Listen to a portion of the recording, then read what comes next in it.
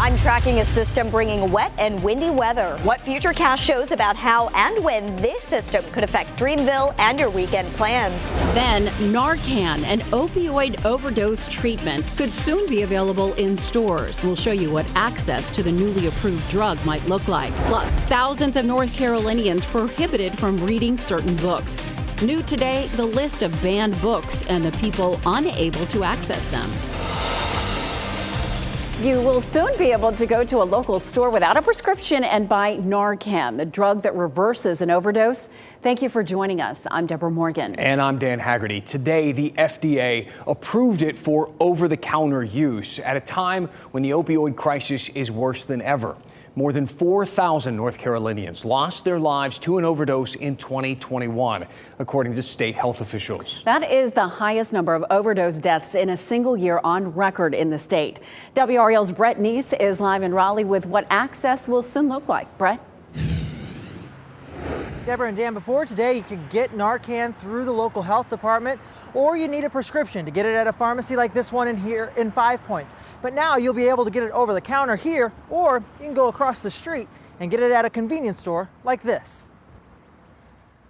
In their line of work, Wake County Sheriff's deputies know how vital the overdose reversing drug Narcan is. That you can have somebody that is 1 minute appears to be, very close to death, to the next minute to be very much alive. Deputy Beckley Vaughn has used Narcan on at least 12 people in the last few years. Only once has it not worked. Narcan can give you a second chance. It gives you the opportunity to make changes in your lifestyle, but you have to be willing to do that as well. Those second chances are why advocates praise today's decision by the FDA to approve the over-the-counter sale of Narcan.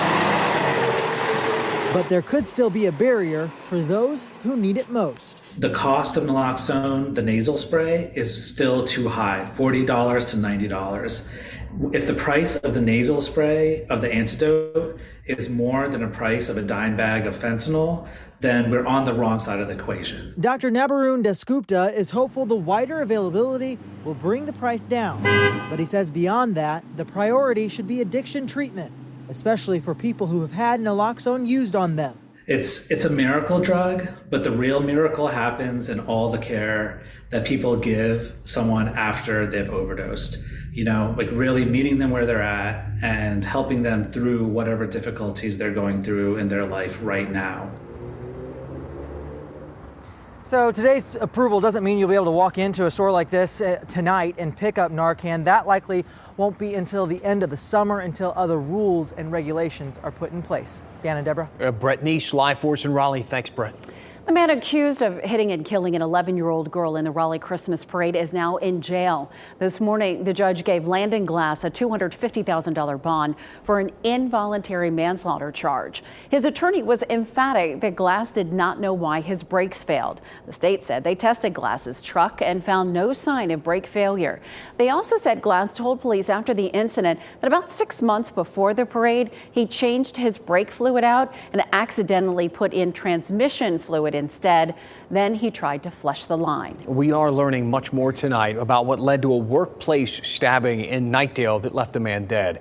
Police say the man who died, 49-year-old Delevius Gilbert, initiated the attack. This all happened on Spectrum Drive. Police say security video was key in this case. They say Gilbert and a 43-year-old co-worker were seen fighting and were separated, but the incident was never reported. Later, in the break room, Gilbert attacked his 43-year-old co-worker from behind with what we now know was a metal rod. The co-worker then stabbed Gilbert before breaking away.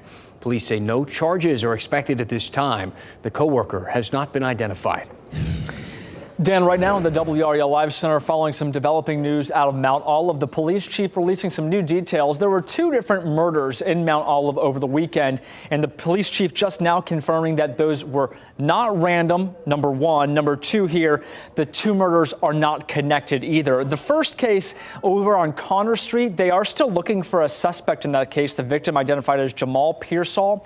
And the other homicide that happened the day later on Sunday, the victim in this case identified as McKenna Henley Mathis, and the suspect there, so this is the second murder, turned himself in, Clifton Leach. He has been identified for walking into the police department and explaining exactly what happened, according to investigators. The big takeaway here, not random, and those two homicides are not connected. Back to you. All right, Mark, thank you. As we take a live look at downtown Raleigh, the sun is going down right here at the Museum of Natural Sciences. A cooler but sunny day across the triangle. Rain, though, is moving back into the forecast for your weekend. Meteorologist Kat Campbell is in the WRAL Severe Weather Center, timing out when we're going to see the showers, especially during the Dreamville Festival. Kat? I know a lot of interest in the weekend forecast coming up. This is the system that we're watching that should bring some rain to the area early in the day on Saturday. Saturday doesn't look like a washout entirely. The bulk of these scattered showers would be during the first half of the day, and by the time we get to some of the big headliners for Dreamville during the evening and night, we will be dry. At least it's going to be warm out there on Saturday. 81, quite windy. Sunday looks dry, should be beautiful. 68 degrees with plenty of sunshine. I'll walk you through the hour-by-hour rain chances on Futurecast for Saturday coming up in just a few minutes. The timing will be key. All right, Kat, thanks. Over the last few weeks, we've covered book bans in schools, but there are thousands of North Carolinians already living in places where certain books and magazines aren't allowed. Our state prisons. WRAL's investigative data journalist Ali Ingersoll looks at the policy and the list of banned books. Where the Crawdads Sing, the Carolina-based novel, landed on the New York Times bestseller list, and also the master list of disapproved publications in the state's prisons. It's among more than 800 books and magazines people who are currently incarcerated aren't allowed to have. A book is a tool when you're incarcerated to free your mind. The Color Purple, The Burning of Black Wall Street, some editions of Men's Health and Harper's Bazaar, Orange is the New Black. All titles not allowed behind bars here. And some of the ones that are perplexing to Kerwin Pittman, who served time in prison and is now an advocate for the incarcerated. Some books I could kind of understand, especially when they title it safety concerns. But majority of the books, it makes no sense. The master list of banned publications is updated annually. In the past, other banned books included The New Jim Crow, the autobiography of Malcolm X, and Why Are All the Black Kids Sitting Together in the Cafeteria? There's no rhyme and reasoning to the ban. It's like, it's just how I feel today, and I wake up and this is how I feel, and so I'm going to ban this book. The grounds for banning material is vast, but the policy we received from the state sums it up as material which could result in threats to institutional safety and security. This could be information regarding violence, sexually graphic descriptions and depictions, manufacturing or concealment of drugs and weapons. The State Department of Public Safety has discretion to disapprove something. If a single page includes any disapproved material, it's sufficient to disapprove the entire publication, according to the policy. While there's a form in the policy that requires an explanation for why something was banned, the master list doesn't include that information. For WRAL News, Ali Ingersoll, Raleigh. Interestingly, if you're looking for that spot on the Venn diagram where prisons and your kid's school intersect, look no further than literature. Now, I've covered this topic several times during my segment In Depth with Dan Haggerty. You can find all of them by hopping on WRAL.com and searching In Depth or Dan Haggerty or banned books. You know how to use the search bar, I think. And if you watch my little segment and you have an opinion, please let me hear it. Email me at dan@WRAL.com. In Depth is a place to discuss controversial topics that sometimes the local news will ignore or gloss over. I won't do that. Tell me what's on your mind and we'll go in depth. Tributes are pouring in for a pillar in the Triangle's life science industry who passed away last week. Even if you're not in pharmaceuticals, Bob Ingram is a name and face you probably recognize. The former CEO of Glaxo Wellcome passed away last Friday. Ingram was also a regular contributor here on WRAL during this 7 p.m. newscast at the height of the pandemic. As a former pharmaceutical executive looking for the next big idea in science and pharmaceuticals, he had regular contact with those racing to develop a vaccine and treatment options. Bob was also known for his incredibly kind heart, handwritten notes, generosity, his love of Porsches, and unrelenting love of his family. Ingram was 80 years old. He will be so missed. His family will honor him in a private ceremony. Today, state lawmakers successfully overrode Governor Cooper's veto of a bill repealing the requirement for a pistol permit. The move makes it easier for people to buy handguns in North Carolina. That means the purchase can happen without having to undergo a background check by a local sheriff's office. The federal background check remains a requirement.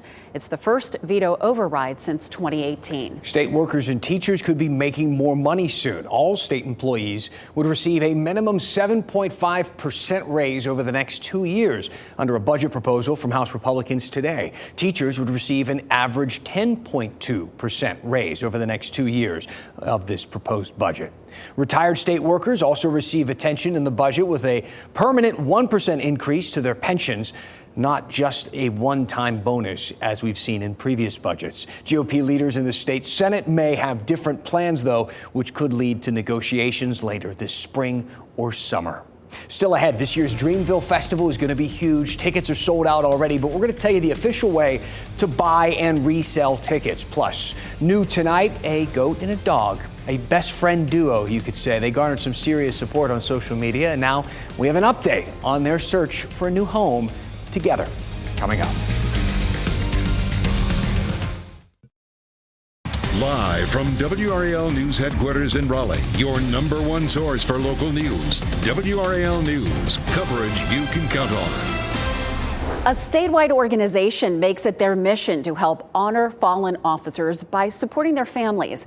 And recently, they've made a major impact here in our community and beyond. Joining us now live is Lindsay Lakazi, founder and CEO of Back the Blue NC. Lindsay, thanks so much for joining us this evening. You started your organization in 2020 to help families just like those of Raleigh police officer Gabriel Torres. He lost his life going to work, shot and killed during the Hedingham shooting. He was just 29 years old. How does Back the Blue help families like his? Since our founding in 2020, we have focused primarily on assisting the children and families of officers killed in the line of duty. Just like the family of Officer Torres left behind, he leaves behind a wife and a young child. And primarily what we do to assist them is fundraising to help support them monetarily, because not only have they lost a spouse, but they have also essentially lost a family member and need to learn how to move forward and cope with the loss of their loved one and their support, not just emotionally, but financially as well. It's extremely important. Just yesterday, we reported the Torres family now has a new home, mortgage-free. Your group nominated them to the Tunnels to Towers Foundation for this gift. That is correct. We've fostered a wonderful relationship with Tunnel to Towers. So anytime we have a loss, such as with Officer Torres, I make sure to reach out right away and, let them know what has happened and make sure they're aware of the situation. And they reached out to Tunnel to Towers to help assist. To the family to help assist. You've also set up a scholarship program in honor of Wake County Deputy Ned Bird, who died last year. How many cadets have you been able to help so far? Right. So right now, with the funding we have, we're going to be able to put 4 cadets through Wake Tech's BLET program. And these cadets will be selected on a merit and financial need basis. These are cadets who are not already sponsored by an agency, but who want to make a difference in policing. Tell me about the meaning behind the 1033 assistance program you have. So 1033 is a monthly donor subscription. And we call it 1033 because 1033 in radio code means officer needs assistance. And essentially what we are doing is assisting these officers and their families. And donors who are interested in subscribing can visit our website, backthebluenc.org, and you'll find a link to our 1033 assistance program. You've raised about $1 million so far and have given that money to the children and families of fallen law enforcement officers. Lindsay Lakazi of Back the Blue NC, thanks so much for all you do for our community. We appreciate your time, too. Thank you for your time. Thank you. A wonderful organization. Let's take a live look outside Dix Park. A gorgeous sight tonight. This is going to be where Dreamville is happening this weekend. Festival organizers now offering an official way to buy and resell tickets. You can go onto the dreamvillefest.com website /exchange, and organizers announced the new option on social media. They warn against using third-party websites. You'd hate to get ripped off. Those tickets can be expensive. An NC grad student from Cary is helping the city of Raleigh turn a flood zone into a waterfront destination. Nick Musara came up with these new concepts for a midtown waterfront park along Crabtree Creek at Wake Forest Road. And right now, that land is what you see here. It's covered by crumbled parking lots and abandoned buildings. The park would open up access to the creek and add green space to absorb stormwater runoff and reduce the risk of flooding in that area. That would allow for new developments next to that park to come in. The city says it would take a partnership with a developer to create this waterfront district, but it's a good start.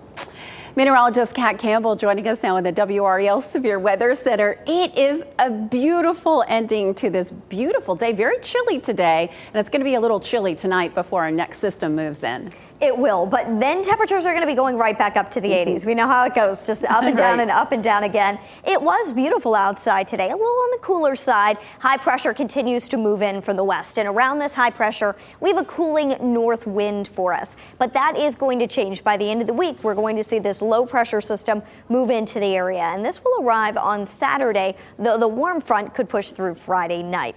And then unfortunately, this same system is going to produce some severe weather in portions of the Midwest and the plains down into the South, Mississippi, as well as Tennessee, Alabama, Arkansas. Some of the same areas that just seem to be getting hit hard over and over again are under a level 3 threat for severe weather on Friday. This extends all the way up into the Midwest, and it's a significant area covered here under the severe weather threat, a very large level 3 threat. Over 65 million people are under a risk for severe weather on Friday.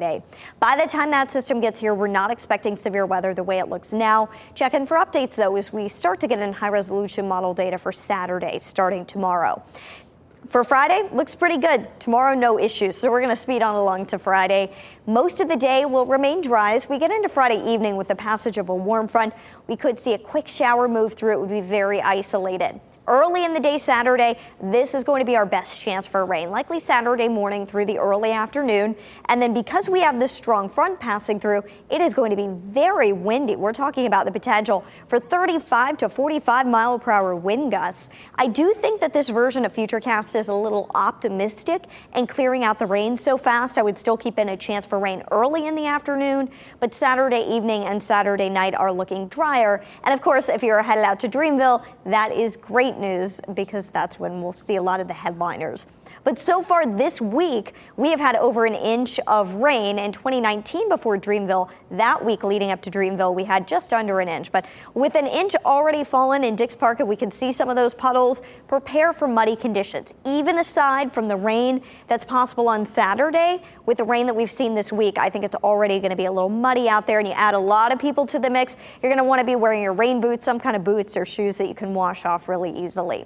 Outside tonight, a bright blue sky at the Longleaf Golf and Family Club. It is a beautiful evening in Southern Pines, a nice clear sky out there. We have more on our Facebook and Twitter pages for our WRAL weather team of where you can look to see 4 planets lined up tonight.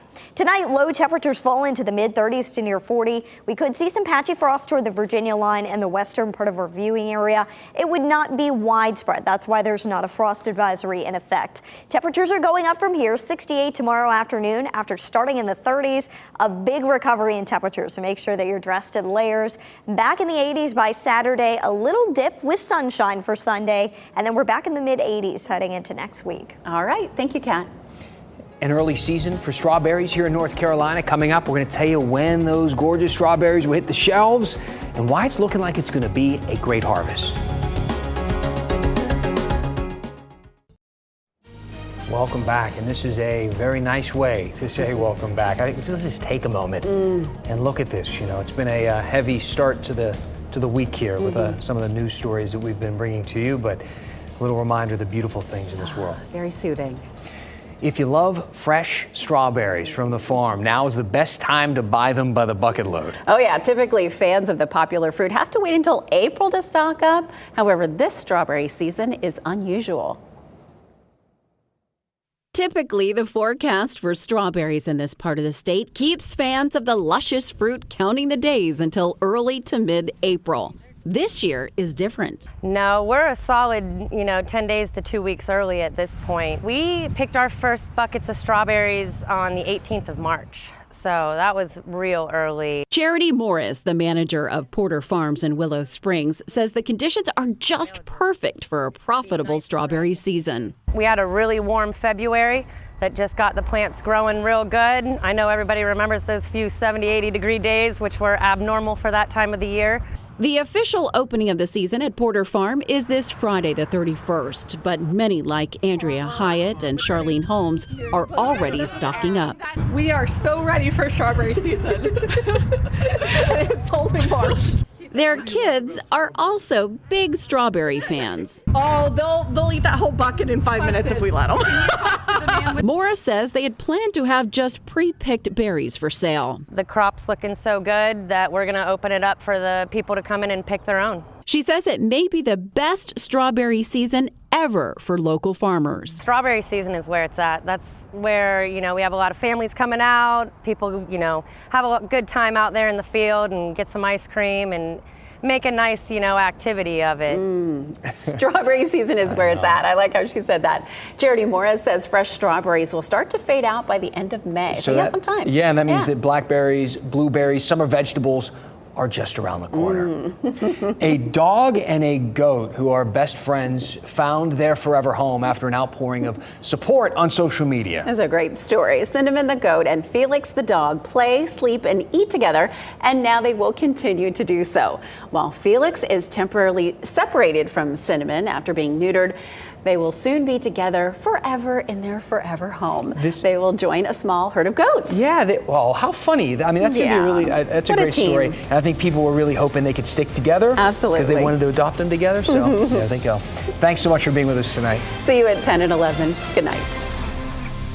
Keep watching WRAL News over the air channel 34 and Spectrum channel 1257.